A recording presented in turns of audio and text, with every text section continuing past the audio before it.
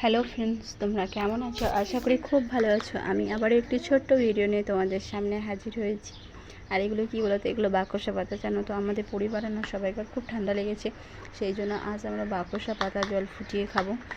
তো বাকসা পাতা জল যদি ফুটিয়ে খাওয়া হয় না, তাহলে ঠান্ডা কিন্তু খুব তাড়াতাড়ি ভালো হয়ে যায়। আর এদিকে দেখো, আমি কিন্তু আজ এঁচোড় আলু তরকারি করব। তো সেই জন্যে এঁচোড় আলু কিন্তু কাটা হয়ে গেছে। আর এই রেসিপিটা তোমাদের সাথে শেয়ার করতে চাই, তার সাথে একটা ঘটনা বলতে চাই।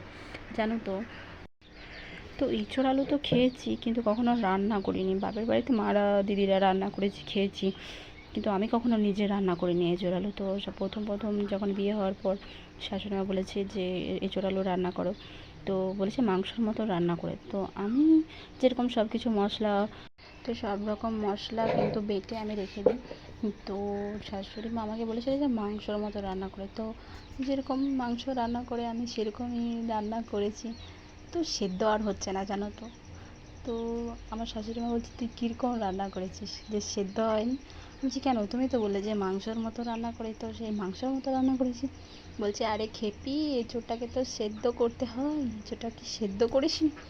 আমি বলছি, তুমি বলেছো যে এঁচোড়টা সেদ্ধ করতে, আমি তো ওই জন্য বলে, যেই জিনিসটা জানো না সেই জিনিসটা জিজ্ঞাসা করে নেওয়া উচিত।